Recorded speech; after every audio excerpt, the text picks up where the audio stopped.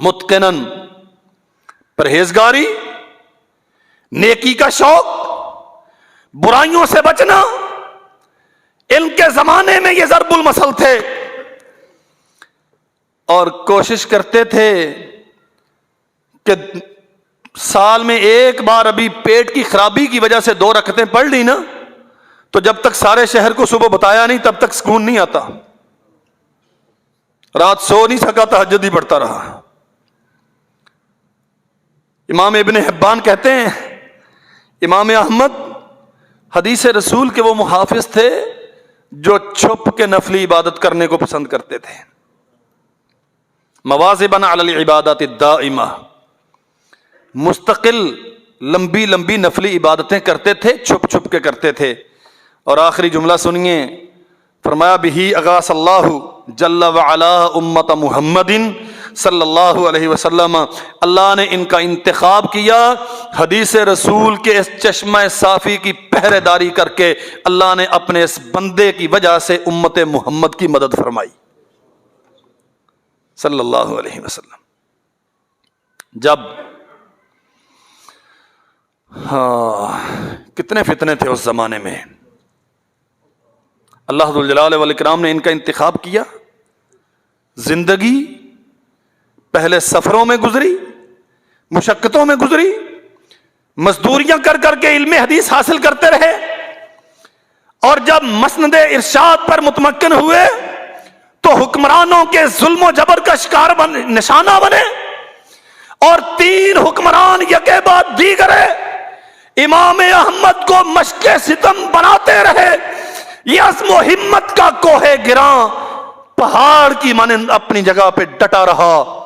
کسی کہنے والے نے کہا احمد کچھ نرمی اختیار کر کے اپنے بچاؤ کی تدبیر کیجئے. فرمایا سنو، کیا تو نے وہ حدیث رسول نہیں یاد کی جو خباب بن ارت نے بیان کی؟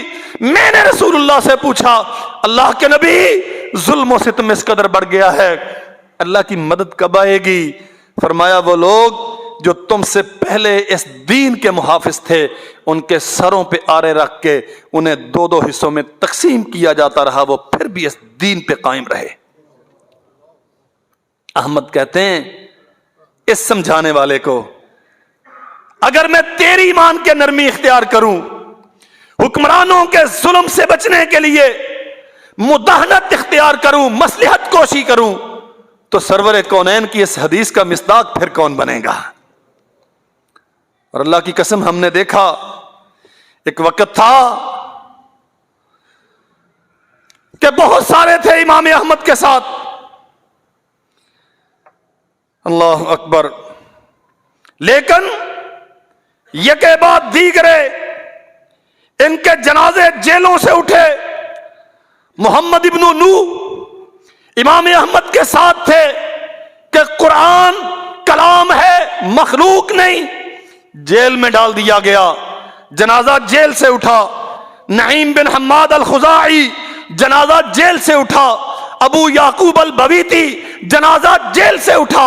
اور امام احمد کہتے ہیں جب مجھے پا بچولا اتنی وزنی بیڑیاں ڈالی کہ میں نحیف و نزار جسم کا احمد، وہ بیڑیاں اٹھا کے چلنا ہی میرے لیے نہایت مشکل تھا کہ مجھے پولیس کہتی ہے اس سواری پہ چڑھو.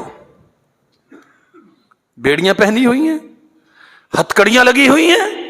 جرم کیا ہے کہ حکمران کے رائے کے مطابق معتزلی ابن ابی داود کے اس فتنے کے مطابق تم فتویٰ نہیں دیتے، تم قرآن مجید کو اللہ کی کلام کہتے ہو، مخلوق نہیں مانتے. اور یہاں ایک سوال پیدا ہوتا ہے، کیا فرق پڑتا؟ کیا فرق پڑتا؟ قرآن مجید کلام ہے کہ مخلوق ہے؟ ہمیں اس سے کیا؟ ہم نے تو پڑھ کے عمل ہی کرنا ہے نا. یہ عام آدمی کی سوچ ہے، جو وراثت رسول کا وارث ہے وہ اتنی سطحی سوچ کا حامل نہیں ہوتا. مخلوق کا معنی کیا ہے؟ انسان مخلوق ہے، ایک طے شدہ وقت کے لیے دنیا میں ہے، اس کے بعد مر جائے گا. دریا مخلوق ہیں، وجود ختم ہو جاتے ہیں، پہاڑ مخلوق ہیں، اپنا وجود کھو بیٹھتے ہیں۔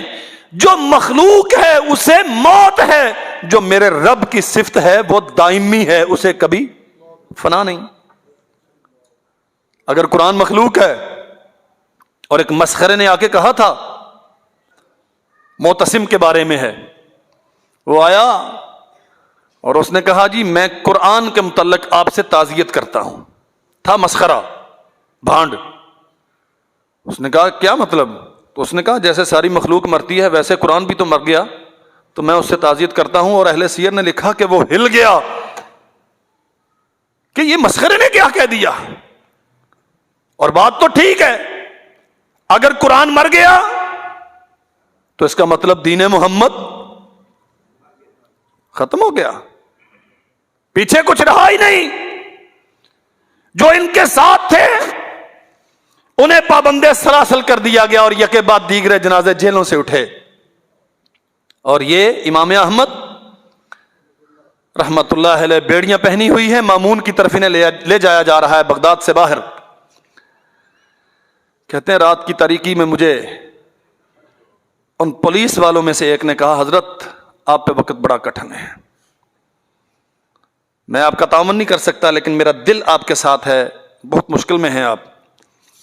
کہتے ہیں اللہ ذوالجلال والاکرام سے دعا کی، عرش والے تو جانتا ہے میں تیرے نبی کے سچے دین کا محافظ ہوں، تو اس کے مقابلے میں مجھ سے کافی ہو جا۔ صبح چڑھنے سے پہلے پیغام آ گیا کہ مامون رات مر گیا ہے۔ ابن کثیر نے یہ واقعہ نقل کیا ہے تاریخ میں۔ معتصم آ گیا، اللہ اکبر، رات کی تاریکی میں گھر سے اٹھایا، بیڑیاں پہنائیں اور جیل خاص میں لے جا کے بند کر دیا۔ کہتے ہیں تاریکی اتنی تھی کہ کچھ دکھائی نہیں پڑتا تھا، کمرے میں ادھر ادھر ہاتھ مارا کہ کچھ مل جائے تاکہ وضو کر کے نماز پڑھوں۔ ایک برتن پڑا ہوا تھا پانی والا، میں نے اس سے وضو کیا، اور مجھے یہ بھی معلوم نہیں تھا کہ قبلے کا رخ کیا ہے۔ ہاتھوں پہ ہتکڑیاں لگی ہوں، پاؤں پہ بیڑیاں پہنی ہوئی ہوں، اور ظالم بادشاہ کی قید اور رات کی تاریکیاں ہوں، اور رخ کعبہ بھی معلوم نہ ہو۔ سجدے تو میں بھی کرتا ہوں، آپ بھی کرتے ہیں، لیکن یہ وہ لوگ ہیں۔ محمد الرسول اللہ صلی اللہ علیہ وسلم نے فرمایا تھا ثلاث من کن فیہ وجد حلاوت الایمان، تین چیزیں جس بندے میں ہوں وہ ایمان کی لذت حاصل کرتا ہے۔ ان یکون اللہ ورسولہ احب الیہ مما سواہما، نہ بادشاہوں کی بادشاہت ڈرا سکی، نہ دولت مندوں کی دولت خرید سکی۔ اللہ سے محبت ہے، اس کے رسول سے محبت ہے، کائنات میں کوئی اور محبت نہیں جو ان کے برابر ہو۔ وَأَن يُحِبَّ الْمَرْءَ لَا يُحِبُّهُ إِلَّا لِلَّهِ، اور وہ کسی اور انسان سے محبت کرتا ہے تو اللہ کی محبت میں کرتا ہے۔ اور آخری بات فرمایا وَأَن يَعُودَ فِي الْكُفْرِ بَعْدَ أَنْ أَنْقَذَهُ اللَّهُ، امور کفر کی طرف لوٹنا ہدایت کے بعد وہ اتنا ہی ناپسند کرتا ہے جیسے آگ میں ڈالے جانے کو ناپسند کرتا ہے۔ وجد حلاوت الایمان، تصور بھی ہے میرے بچوں کا کیا بنے گا۔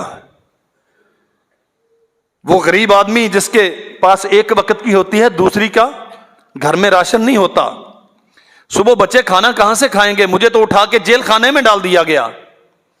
رات کی تاریکی ہے، پاؤں میں بیڑیاں ہیں، ہاتھوں میں ہتکڑیاں ہیں، اور رخ کعبہ بھی معلوم نہیں۔ اس وقت جو سجدہ کیا ہے وجد حلاوت الایمان، پھر اندر سے ایمان کے چشمے پھوٹتے ہیں۔ اللہ اکبر۔ انہیں جب مارا گیا نا، قاضی ابن السماع ان سے سوال کرتے ہیں، داستان بڑی لمبی اور دلگداز ہے۔ معتصم نے اپنی دربار میں حاضر کیا اور معتزلی مناظرین کو بلایا، مناظرہ کرو، 1 دن 2 دن 3 دن کتنے ہی دن مناظرہ چلتا رہا۔ نہ وہ ظالم خاموش ہوئے، نہ امام احمد کو اپنے ساتھ کھڑا کر سکے۔ ایک ہی جواب تھا، یا امیر المومنین اوتونی شیئا بکتاب اللہ و سنت رسولہ اقول بہ۔ کوڑے مارے گئے، پیٹا گیا، روندا گیا، وقت کے سب سے بڑے عالم حدیث کی توہین کی گئی۔ جب ہوش میں آتے تھے ایک ہی بات کہتے تھے، اگر احمد کو منوانا چاہتے ہو تو کتاب و سنت سے کوئی دلیل لاؤ، اس کے مطابق فتویٰ دوں گا، تمہاری نہیں مانتا۔ 30 کوڑے، کہتے ہیں اگر یہ ہاتھی کو مارے جاتے تو ہاتھی مر جاتا۔ امام کہتے ہیں کتنی بار میں بے ہوش ہوا، زخم کٹ پھٹ گیا، گوشت کے لوتھڑے لٹک رہے ہیں، گھر بھجوا دیا، طبیب آیا اور وہ لٹکا ہوا گوشت کاٹ کاٹ کے باقی زخموں پہ مرہم رکھ رہا ہے۔